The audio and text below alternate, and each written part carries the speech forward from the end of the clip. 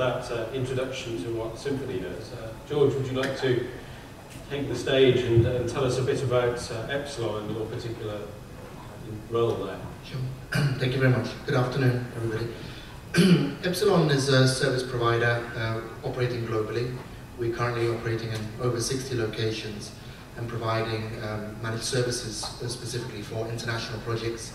So our core competency is basically in managed interconnections, in co-location, engineering, solutions, local access, and all the different solutions required to manage international sector. We are headquartered in Singapore. We have regional offices in Hong Kong and in London. We have a US operation, and as well as having a local operation also running in Indonesia. So we've been established for over 9 years and spent the last recent few years building a global backbone and learning the different, different styles of operation in Asia, as we sort of very used to the European market. So now we're sort of very well settled in operating globally, and we're looking to grow and leverage on some of the investments that we've made in recent years. Right, okay. Thank you very much for that.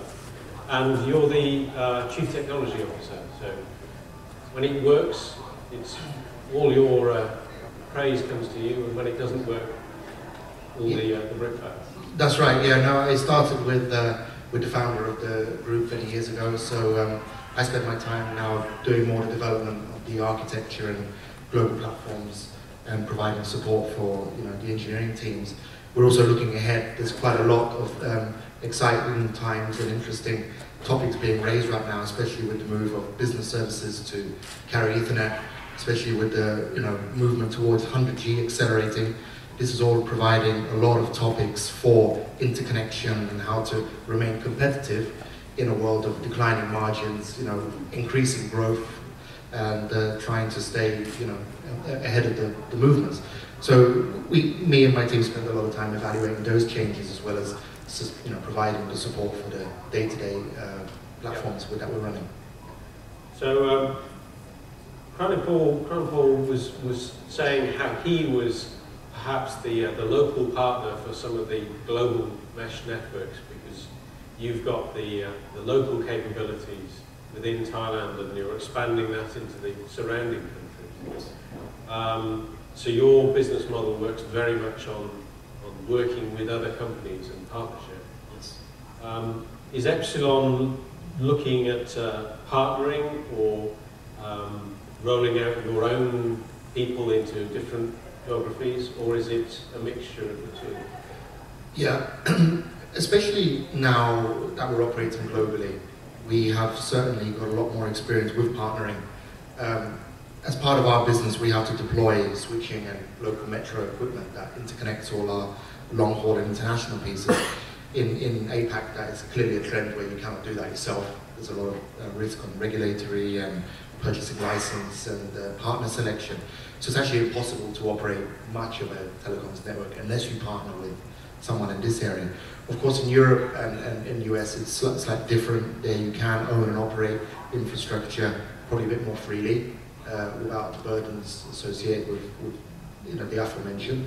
But having said that, today there are so many different drivers for telecoms on an international level, and in order to manage your business effectively, I think it's pretty much impossible to do that without partnering now with a number of flavors. If you take the mobile guys, they're having a big IPX debate. If you talk about the interconnection space, there's a lot of managed interconnection choice out there.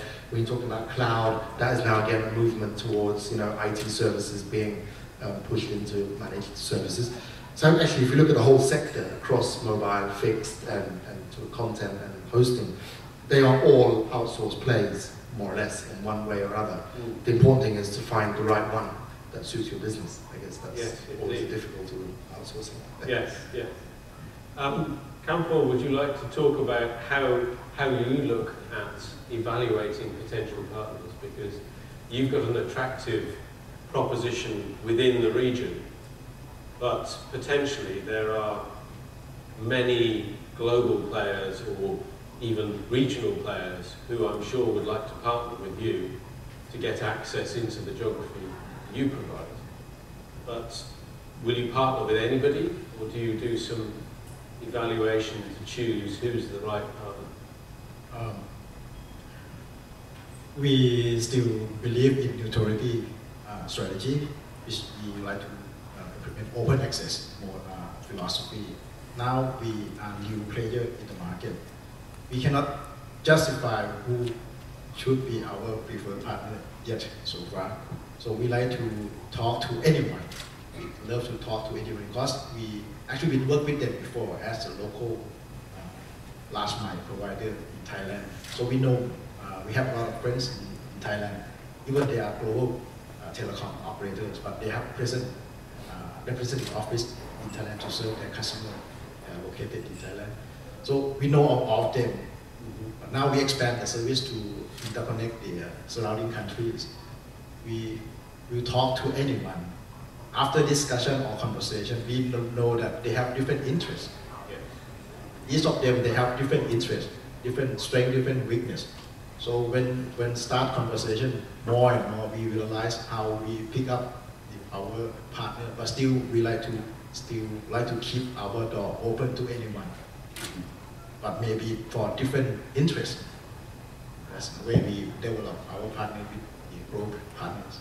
Okay, so the door is open for anybody who would like to partner with you, but the distance you go with people depends on what they need, what you can provide, and how the relationship progresses. I'd like to add more that they have different business interests. Some of them are interested in IP port, some of them are interested in voice, so we work with them in different business. I think the evaluation of partnerships can be quite complex. I think that the people in the panel earlier on, Matt from Macquarie and the other people in that panel were talking about what they were willing to outsource to people and how far they were willing to trust people.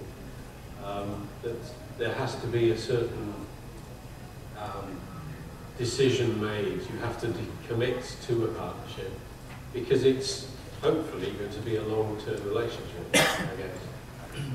That's right. I mean, we've evaluated this topic over a number of years because it's something that we regularly ask about outsourcing of international networks. So I guess at the heart of every business is the origin of what that business provides and what its core competency is.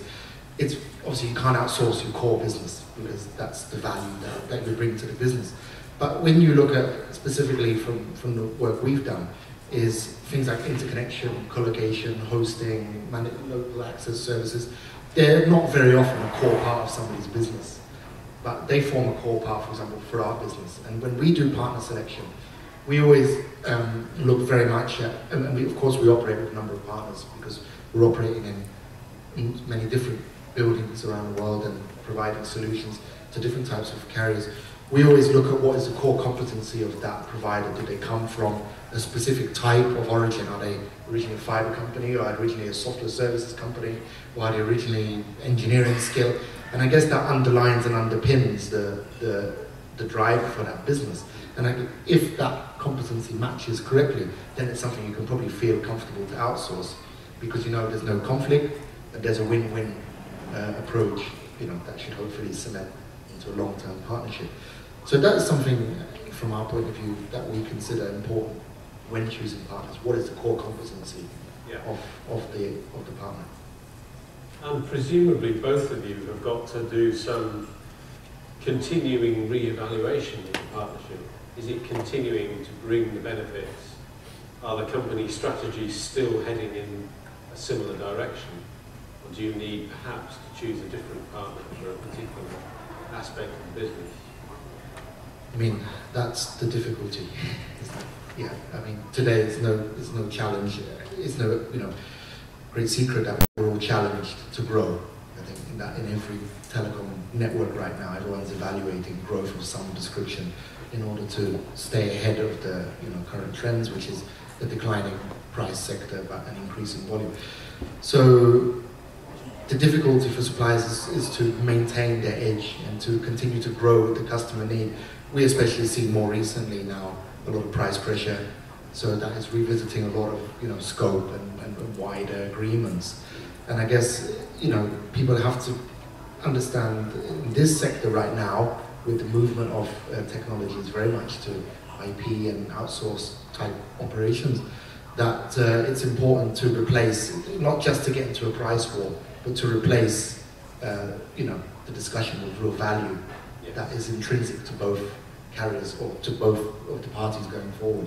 I think that's something particularly painful for us because we have a lot of long-standing relationships, but we do need to revisit them because in order to stay competitive, we need to talk not about just price, but about what are we doing in 12 months, 24 months, 36 months. And I think the value of a good provider is someone who understands that and someone who's willing to take those challenges on board himself. And for those that cannot, then unfortunately price brackets will may unravel any current offering. Would you like to say anything about that? Yes, because we are new players, so we don't have any experience yet about the evaluating the partners, but however, we are very careful by set a different priority for like to focus and keep talking to certain partners that they have interest in our business, that we have common interest. Then for the time, after conversation with them, the similar situation, I believe, will change very rapidly. So we have to keep visiting or talking with our partners to see whether their core competency or business still in common. That's what I can comment at. Yes, yeah. Oh, a question. Seize on the question. Absolutely. Okay. Since we're talking about network planning, and you were mentioning 12 months, 24, 26, we also talked about 100 gig evaluation. My question is to both of you, right? Is what's your service portfolio today? What is in the roadmap, or what do you think you should be evaluating or contemplating in the next 24 months, 3 years, whatever it is? And or do you actually do planning? Do you do like strategic planning, or do you do a tactical one, whatever the customer just asked, what we need to build, but after it happened? So it's the age-old strategic planning. We've got a long view vision, or the reactive tactical planning in response to an individual customer requirement. Yeah, that's a very good question. It's something that it's spent my time working on most. But yeah, right now there is as we, since the last X amount of years, right now is actually reinvention time again for a lot of carriers, specifically because business enterprise products are a big driver now. And so even the traditional IP and PLS portfolio is starting to change in terms of those who want to, have wider reach, carry Ethernet is certainly providing a lot of different options. And let's be honest, it's all about the price at the end of the day. Now there is so much vendor movement that really it's time to revisit the cost base. We're doing it, we're doing it after the last time we did it was maybe 5 years ago. Now we're looking again at cost base from our network selection, because the type of products that are coming forward are really very much converging in terms of becoming WDM, packet, SDH boxes that are providing footprints for many different types of application. And on top of that, there is a lot of movement in carry Ethernet for enterprise services. So that's one thing that's good. But also when you look at what the customers are buying, it's slightly different. It's a lot more high capacity, a lot more direct content peering, in terms of the landscape of new people coming to market, from IPX operators to even the content guys are getting more powerful in terms of penetrating market share. IP transit prices are under pressure everywhere. So there again, that's being compensated by larger amounts of bandwidth. So it is important to re-engineer the network. What we're preparing for the next few years is certainly interconnection space is getting more heated because there's a lot more of it going on. Not by volume of carriers, but just by more bandwidth and more ports and more capacity being used.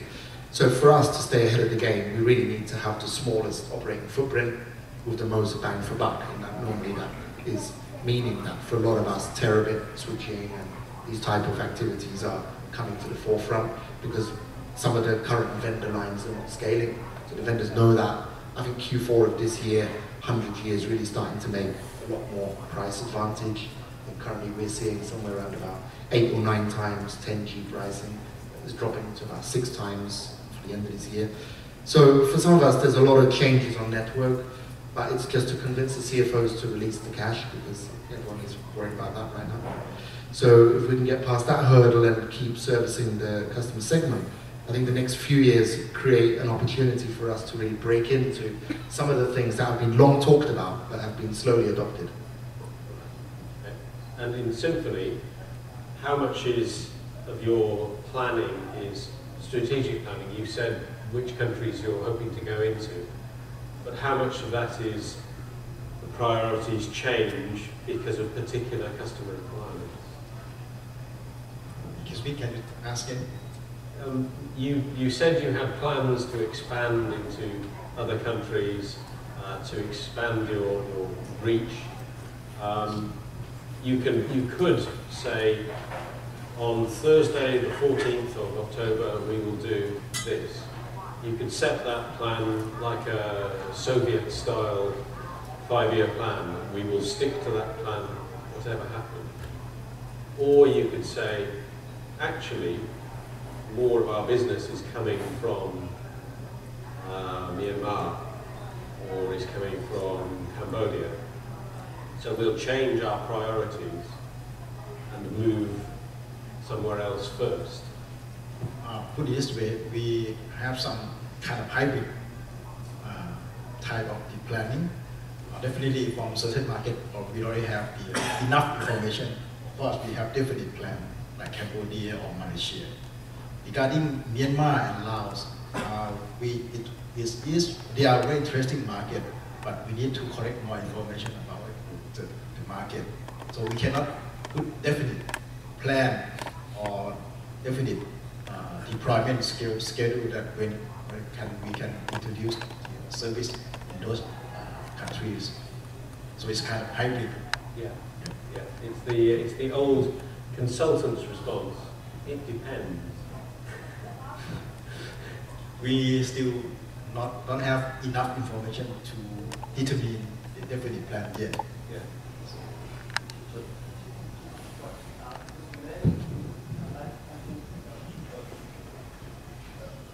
Okay. You mainly talked about lowering your cost, right? Cost reduction by deploying 100 gig interface, for example, which I understand, right?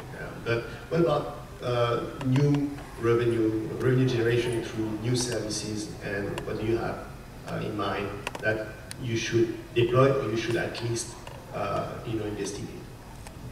Okay, yeah, so from us, our new revenues, I guess we're doing a number of different product developments. I mean, we are spending, we spent the last few years building a global backbone, so we're very thinly spread, more specialized in getting into the major cities. That was a challenge in itself. So I guess really we're doing 3 things from our development side. To identify the new revenues going forward in the future, we as an organization are spending a lot more time building our local knowledge presence. We operate globally, but we'd like to understand and get more personal levels of relationships created for Middle East, North Africa, for continuing in Asia. Latin America is an area we don't play in at all, and North America is an area where we're quite thinly spread. So from one area we want to increase our investment back into human resources to spend time with what's coming. The other thing for new revenue opportunities is not really revenue opportunities, but more revenue driver, is to simplify our operational chain, how we deliver services, how we get to market. Interestingly, in 9 years, this is the first year we're spending a significant proportion of CapEx, probably somewhere around about 15–16% on software services for much better OSS, BSS, and ERP to get planning capabilities for our customers to manage their accounts online, especially in a global mechanism, whether it creates revenue or not. We haven't seen it yet, but certainly our customers expect it. If they expect it, it means there's a more intrinsic stickiness to the brand, and that's something that we want to do. So that's one thing. And the third thing is actually continuing the telecoms game. One area that we're not, hugely geared up in is local access. We haven't attacked local access services and business services. We supply services only to carriers, but still, our customers are coming to us asking us to help them with portfolio projects in local access territories. So I guess we're doing three things. One, spending more time with customers in region, understanding local affairs. That's very important for us. Second one is improving the logistics of supply chain, how we get goods to the customer in order to maintain and create a value, beyond sort of traditional telephone call or, order form. And the third one is basically playing into business services, which is an area we haven't played in. And I guess many people may have different answers, but that's from our perspective how we see it. So,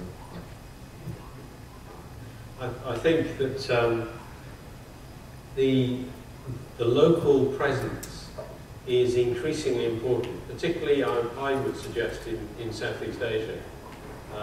Symphony, you have the local presence in Thailand, the knowledge of how regulation, government, tax, the competition in the market works, things like that. So you must be an attractive partner for the international players who need to understand that.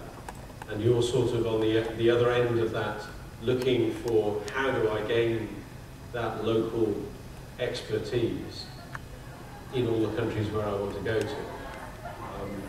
And some regions, I would suggest it's easier to do that. Like Latin America, basically 2 languages, Spanish and Portuguese, and they're very similar in a lot of respects. Culturally, all the countries there.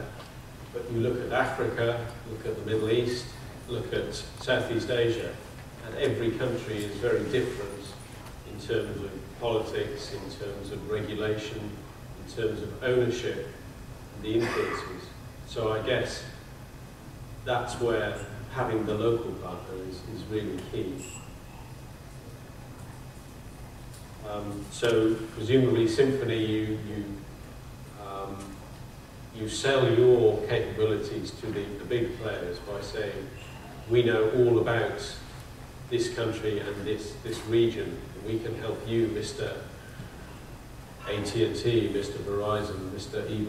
Cable and Wireless, Level 3, BICS, come to us and we can be your local eyes and ears and knowledge. Yes, to answer your questions, we still strict the business. Only what we have today is transmission business. What we like to add more revenue is just expand coverage. Because we realize that the local market in Thailand is still, we have a lot of weakness. Because we are a young company, we have a lot of the limitation, especially coverage. We provide very limited coverage compared to other players. But internationally, it's different because market just open. Market does not belong to anyone. So we have we believe that we have competencies that can be very competitive in the market. That's why we pick up the international business as our next wave of our revenue. To answer the gentleman's question, that we add more revenue by going international because markets does not belong to anyone because it's still fresh compared to local market. We are much behind our players. To answer your question, yes, we are like to focus as the gateway for Indo-China, while we try to connect every country and provide the one-stop service to the pro players for this region. And what's interesting about this region in particular is how much international connectivity is passing through the region. You think about the number of submarine cables and the amount of traffic which is travelling around Malaysia and around Singapore between Asia and Europe, Africa, India, that there's so much potential to be involved in that and to key into what's going on there. I guess that's a great advantage that you have purely from the geographic position. Yes. I've been doing a bit of research into partnerships because in wholesale telecoms, I've noticed that the number of times the word partner is mentioned has increased dramatically in the last 4 or 5 years. Now, we've got to be very careful because in North America, partner, particularly partner with a capital P, has got legal implications, ownership and liability and things. I'm talking, as we are here, about partnership with a small p, the relationship between two players. And I think it's evolved a lot from the days of the 1990s, when I used to wear short trousers, and when wholesale was relatively small and something people didn't really talk about. The way people expanded was by trying to do everything themselves. Think about the MCIs, the old AT&Ts, trying to go everywhere, buying, deploying everything. And clearly that didn't work. So the next approach was people thought, right, we can't do everything ourselves. Let's form joint ventures, like Concert, like KPN Quest. And you smile, and I'm sure people have got horror stories about joint ventures where the company's strategies went in completely different directions. And now it's moving into partnerships and alliances. That's the other word which is being used. And I've been trying to talk to people to understand what's different between a partnership in wholesale telecoms and just a buyer-seller relationship. And I'll throw out my findings so far. Those who are subscribers to Open, you'll find this report when I finish writing it when I get home. But I think the characteristics of partnerships are that there is communication within or between the companies at multiple levels. It's not just a technical link. It's not just an operational link. You were talking about your OSS and BSS. But it's also the executives, the most senior people. So we've got President, CTO. You guys need to be involved in talking with your partners to ensure that you have common goals and evaluating those partnerships as you go along. But also you need from the beginning to have rules in place, operating rules for how you cope with situations where something goes wrong. The lady spoke earlier on about business continuity and needing to anticipate. I think in partnerships you've got to at least have thought, what do we do when the partnership goes wrong? Or what are we going to do if today we're a partnership working together and tomorrow we're competing? Because that inevitably will happen. But I think there are a number of characteristics which are particular to partnerships, which didn't exist with joint ventures, were never thought of when it was build everything and do everything, which are important to partnership to make sure that it works, not just on day one, but on day 1,001, on day 2,001. Do you see, would you agree, or? Yeah, I mean, I guess we are relatively new to this part of the world, 2 or 3 years, and we operate with partners in some regions because regulatory reasons we can't operate there. So far we've had a reasonable run of success. I mean, from a mainstream business, we do have a lot of partners, but I guess from those who are providing us services, if that's what we're talking about, from outsource, but we look at our partners more as components. You know, our partners specialize in certain key areas. They provide certain types of service, be it a vendor, or be it engineering support, or be it, you know, some kind of solution or some sort of support. And because we've created, I think, this mechanism of a component-based partner, the partner's happy to keep providing that service, and we've just been incorporating that into a much bigger pool of services. So we haven't yet had some adverse effects with partners, and we're operating nearly 10 years.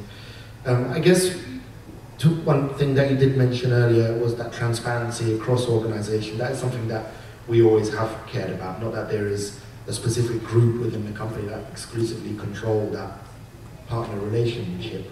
But of course, SLAs and contracts and enforcements, are very much bread and butter of having a sustainable business. So we haven't really seen any adverse effect, but yes, we are careful to define the relationship carefully from day one. And we've done that by not talking, not giving out huge programs, more component-based work to specialist partners who do certain type of specialist work, or in this region, we're using their license mainly, but we're sort of supplementing by providing equipment and by actually managing and maintaining from our own NOC, by using our partner program to maintain local relationships and provide us license and regulatory and commercial support.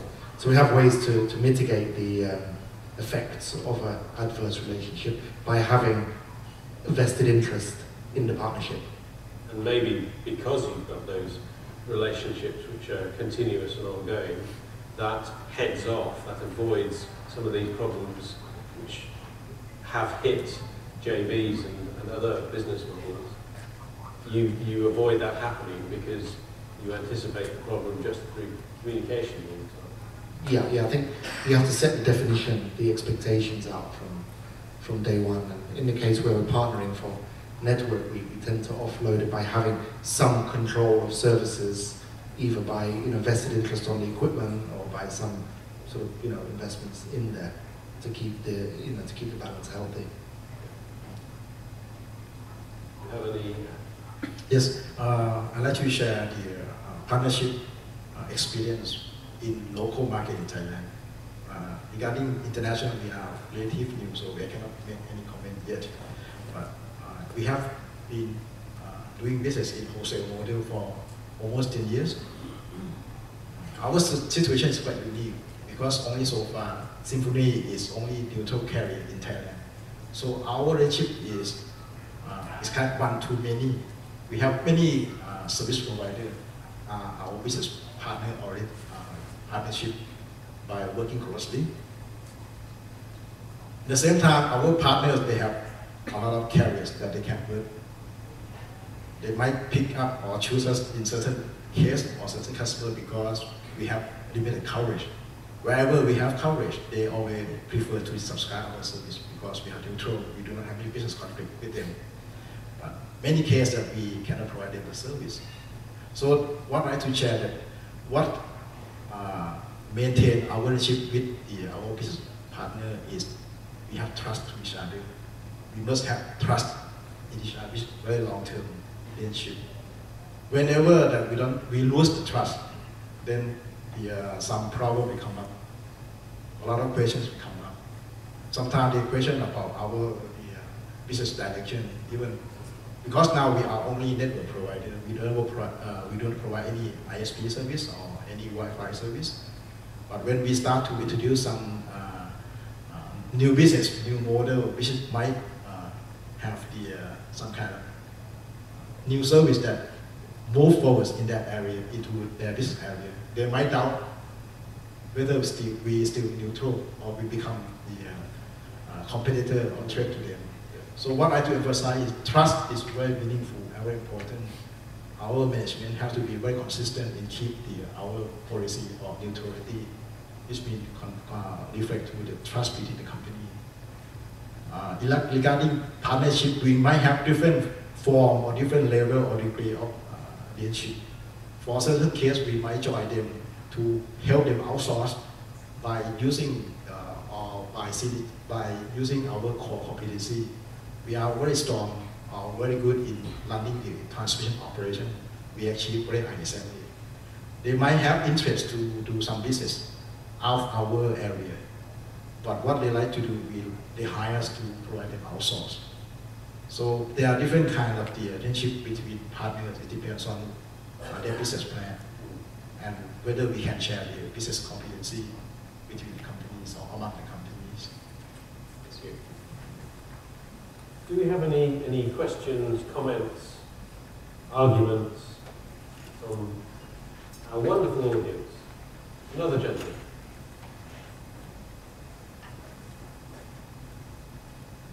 Hi, Don Samadaraksa, Telecom Asia. Congratulations, last time I met you, you were I was at Bangkok Post and there was the NTC end of year conference. Just wanted to follow up on something you mentioned back then. Regionally, how has the regulators helped, or, I mean, how do they compare in terms of providing help and access and everything you need? I remember vividly at the NTC conference you said you had problems getting access even though you had an NTC license because people just assumed that it was only CAT and TOT who could actually lay fiber, and it was a huge headache. I mean, that I remember vividly, thank you. And also to George, sort of regionally, I mean, how has regulation helped, and I guess which countries have the more developed or enlightened regulators? Thank you.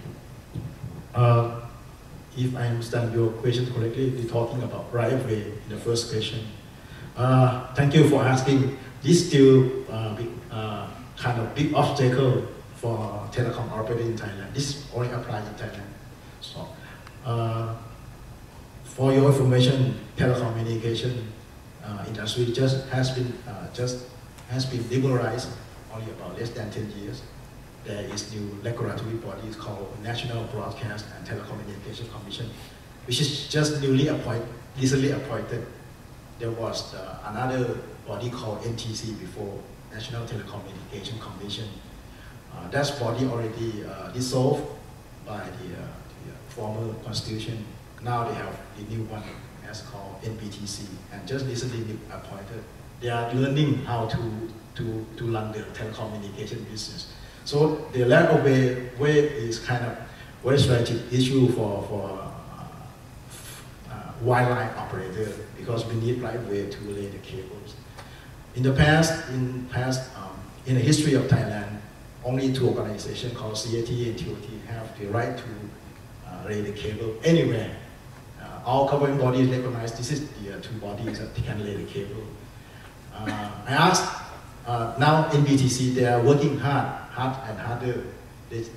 Last week they just have the conference or workshop called the owner of right way, which mostly are the government like Department of Highway, Department of the state level Thailand, or different kinds of owner of the right way, to move this matter more easily for the new private licensee to be allowed to lay the cable. I like to say that it's still a problem, but I see that they get improved because we have to give time for the new NBTC organization. They have to push this matter forward. In general, I like to say that it's getting better, but not so completely yet. We see that we can expand the network more easily. Some organizations like PEA, Provincial Electricity Authority, they have very well practice to support new licensee, which is allow the new telco to lay the cable quite easily. But some organizations, they haven't recognized the licensee or this telecommunication laws yet. So it depends on how NBTC have to work harder to publicize, to run workshop to all owners of the right way to understand the new laws of telecommunication in Thailand. So everybody's feeling their way at the moment. So you're at the stage of lobbying the new regulator. We have to work by ourselves, talk to different organizations who own the right way, educate them by ourselves, which is, I believe, is job of the NBTC. Yes. But it's our business, so we have to solve by ourselves as much as we can. So far, we've been successful in certain organizations, especially the electricity authority area. What's the next question? Yeah, I just might comment on that briefly. Yeah, I mean it's a problem and both an opportunity. You know, so for us, we've been operating in many different cities. In Europe, for example, regulation is pretty much non-existent in telecoms. You just have to notify the relevant bodies of what you're doing and hold the relevant, company credentials. In Asia Pacific here, we're operating and purchase with relative ease SBO in both Hong Kong and Singapore, even though it does take time to break into those markets because they, still have certain pricing and competition that, means you have to find your way into the market in a certain sort of way. But around this area, we have found it to be quite prohibitive, especially from the foreign direct investment rules. Typically they limit foreign investment to 49%, which would then limit the shareholding of the company, then makes it harder to purchase, licensing for regulatory approval to operate, data center or fiber or network-based products. So then you're in the realms of the partner selection, and then that's perhaps where perceived risk comes into play in terms of, if something goes wrong, then it's not so easy to get into territory, customs sort of getting equipment in, and operating and invoicing and withholding tax. Those things are becoming more difficult to overcome when you have a partner and you have to play ball together. So I think the telecom sector landscape is changing, especially so much that the presence of successful interconnection hubs is coming, to the forefront very, very quickly. That's very mature business in Europe now. No one thinks twice about outsourcing interconnections to a telehouse, for example, because that's the way that the market works. And I think Asia badly needs that type of model to make it easier to interconnect regionally rather than transporting, as somebody mentioned earlier, I think it was yourself, David, the wealth of cables that come past this region, how they all have to come past to just 2 regional hubs. It would be much better if there could be sort of 5 regional hubs servicing the different requirements. But unless the FDI rules and the regulatory rules make it easier to attract large investments, to build proper telehouse facilities and empower them up and provide interconnection points for regional populations to enjoy better access to more bandwidth and more content and applications. It's going to be a shame because we're losing out on the opportunity. But having said that, I think the surge of the market will mean that these businesses do come up in some shape or form. But it's just no one can really predict how or where or when. Yeah, I think until that time. That's probably somewhere where the analyst community and the telecoms community, we need to work together to educate the regulators. That some of the regulators don't see the speed with which the telecoms landscape is changing, and maybe need a bit of help in understanding why they need to open up, why they need to relax some of these rather old rules in some places. Can I say something?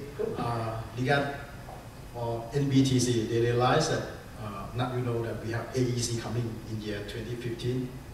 This is the very kind of national agenda for Thailand. The government, they encourage all the related organizations or the government body that have to support Thai business to become very competitive, especially regulatory issues. They have to adjust or try to make or relax the regulatory to make sure that Thailand is still competitive compared to neighboring countries like Myanmar. That will be open very soon. They will have the very well plan to open up the telecommunication in Myanmar, which is, I believe, Thailand as the country that we have. Now we say that we more developed than Myanmar. We have to make sure that it's still competitive and so it will be attractive for foreign investment. We have to relax more regular kind of obstacle issue, allow foreign investment to become to Thailand rather than go to other countries. Yeah. We like to see that Thailand as a kind of springboard for global to expand in this region. I talked to NBTC, they like to relax some regulation to allow that they become the kind of center of Indo-China or AEC. Okay, we'll take one final question. You have already asked a question, so if anybody else wants to, now's your chance. Because I'm aware we do have another panel coming up. Okay, sorry, of course you can ask a question. Good try. I guess it's maybe more a question for you, it's about fiber. So it's two questions.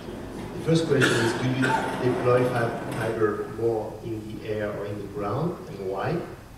And the second question is, I keep on hearing, and I've been in Thailand for 15 years, but I keep on hearing there's too much fiber. Everybody got fiber. There's fiber everywhere, and every year you have a new fiber project. Everybody does fiber. So my second question is, can you tell me if there's too much or not enough fiber in Thailand?